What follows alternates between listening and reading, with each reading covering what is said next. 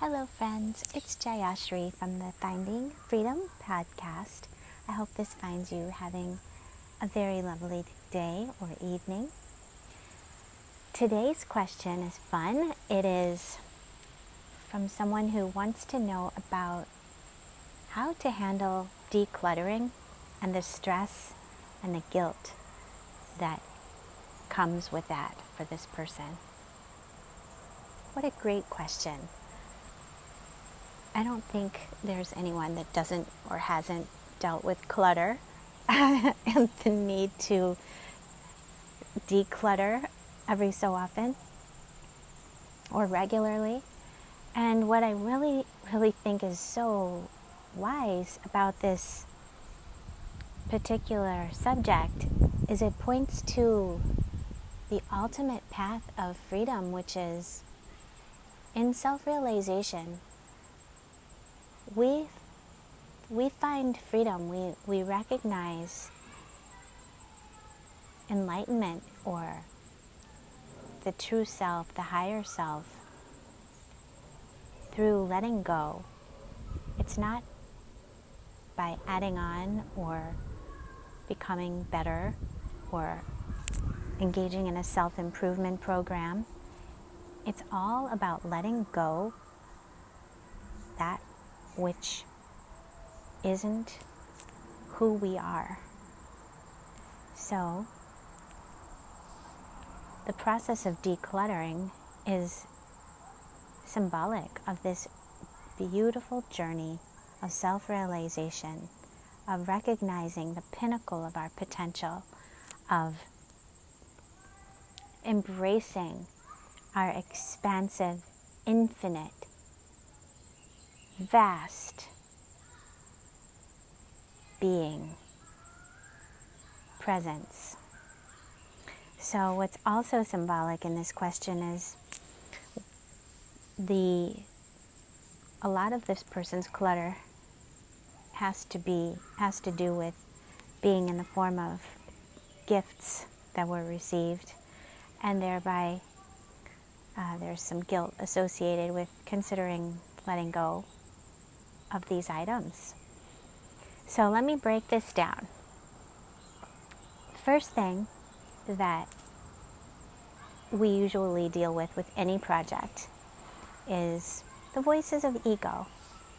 And as you've heard me discuss, the voices of ego are always in the realm of something is wrong.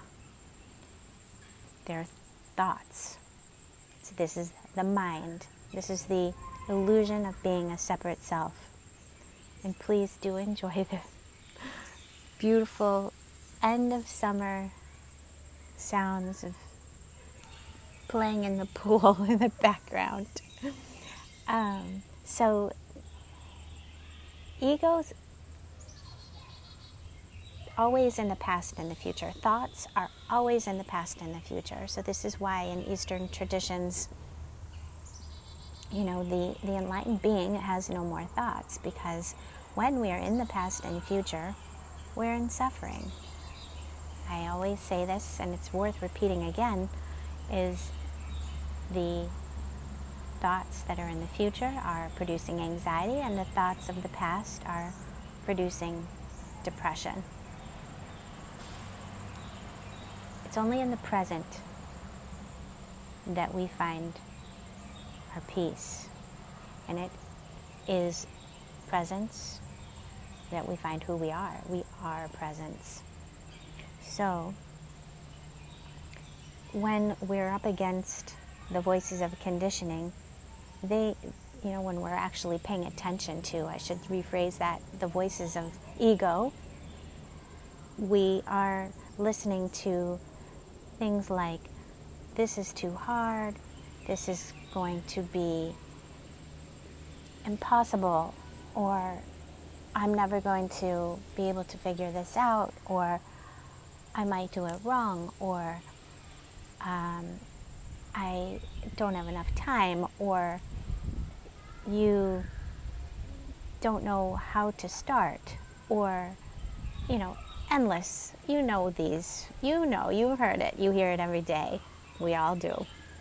So these voices in the head, the ego, our first job is to stop listening to them. They lie. They serve no purpose. And ego could care less about how well you do anything you do, whether you do it or not, whether you declutter or not, etc. It's just there to make us suffer, and it knows all of our hot buttons and exactly how to push them. So knowing this is imperative. And this is called waking up and being conscious. When we're unconscious, we don't even know that we have and are listening to and are ruled by the ego, and those voices in the head are the ego. And we're basically living under the thumb of ego in that case. And when we start meditating, we start to become aware of the mind, in other words, ego, and its patterns and how it has a hold on us. So the first step, as I said, is to stop listening to those voices, because they are what's creating all the stress in our lives. It's actually never that hard to do anything. The thing that is so hard is coming up against those voices, because they are relentless. And when we believe them, they just suck all of the energy out of anything we do and out of us. So this is why self-realization is imperative, because when we realize that we are presence, we are this here now, we are that unlimited, infinite consciousness, love, God, divinity, whatever you want to call it. That is who we are. And those voices, which are trying their darndest to tell us that that infinite divinity is somehow not able to declutter the garage or whatever else it is that we would like to do, they're just completely lies. So we let go of all those voices. We turn what they say into a 180 on its head, and we know, yes, we can do this. There are no standards. It doesn't matter how long it takes. It doesn't matter where I start. None of that has anything to do with anything. We step free of that web of insanity. We don't engage. And then this brings me to the next point, which is the hardest part is always taking that first step. So after we disengage from those voices, we take the physical first step of maybe it's grabbing a box of hefty garbage bags and going down to the basement or into the attic or wherever that clutter may be. Maybe it's all over the house, picking a room. Taking that first step, just grabbing those garbage bags. And then the momentum has started and we're really off and running. So that first step is always the most difficult. Taking a workout, for example, just make the goal putting on our socks and gym shoes. And then the momentum has started. Because you've gotten past you basically redirected your attention off the voices and onto the process of being present for what it is that is next in life. So this idea of redirecting our attention is incredibly powerful. We have this ability, this choice in every moment of our lives to redirect our attention off of ego and onto the truth, presence, this here now. As one of my favorite people in the world likes to say, John Butler, he always says, feet on the ground, listen and look. And this is saying the same thing, that we come back to the present moment by engaging our senses, with our feet on the ground, we listen and we look, because our attention can only be on one thing at a time. So when we're listening and we're looking and we're feeling our feet on the ground, we've disengaged from the voices of the ego. And we've got our garbage bags in our hand, and we start decluttering. So the next point that I'd like to make with regard to this excellent question of how do I handle the topic of decluttering, the stress, we've addressed that the stress comes from the voices and whatever it is that they have to say about decluttering. We know just to ignore them, consider them a comedy show, the peanut gallery.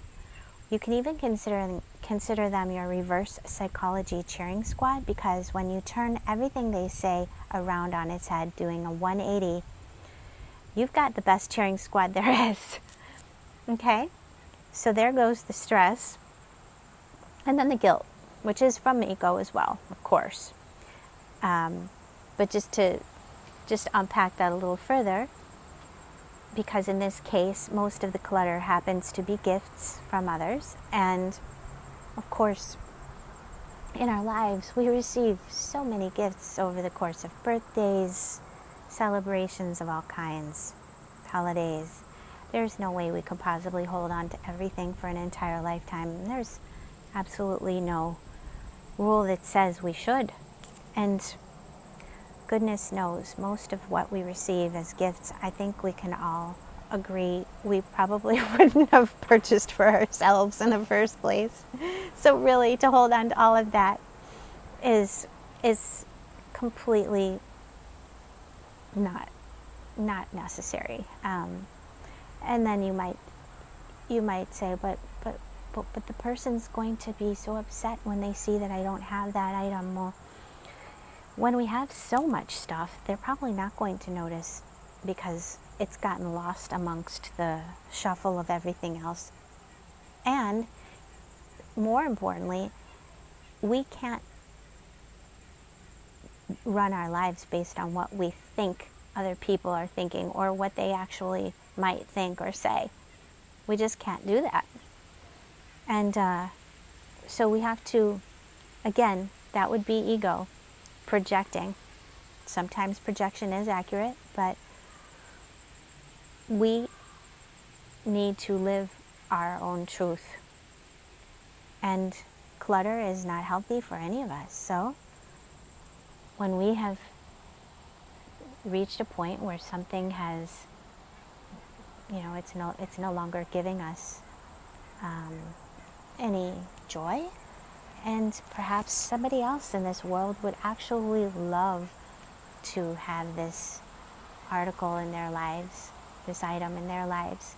And then it's time to share and let go and donate that piece that was a gift to us, gift it to somebody else. Put it in the giveaway pile and let it make someone else happy rather than sit there dusty and unnoticed. And then of course some things have turned into trash and we just need to throw them away.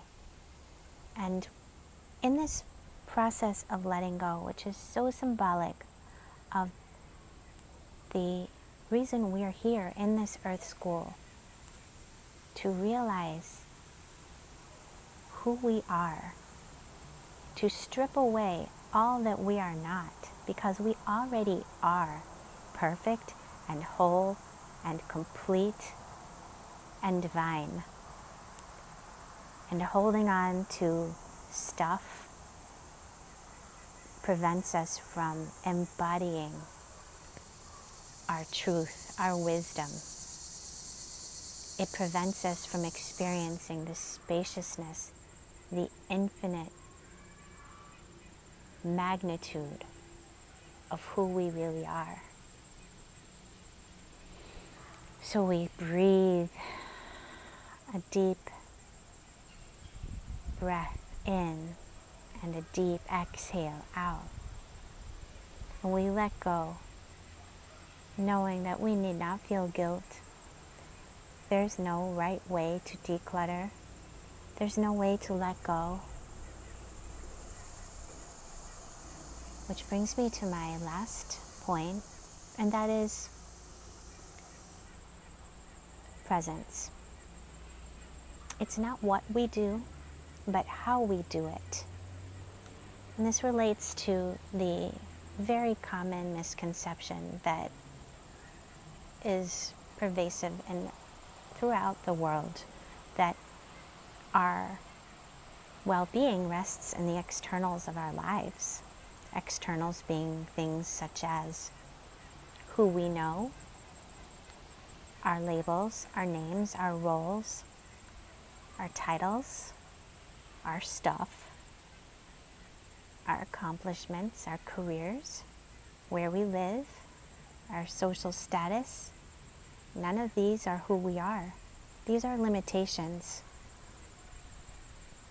Doesn't mean that we don't play the game and enjoy the game, the illusion of Layla, the play. We are all just actors on a stage, as Shakespeare said so brilliantly. We enjoy that play. But when we actually do it from a place of depth, of knowing who we are, that we are not that which is born or ever dies, we are the infinite, that our bodies are a vessel, and that this is a beautiful play. It's an illusion. And we're playing our roles with grace.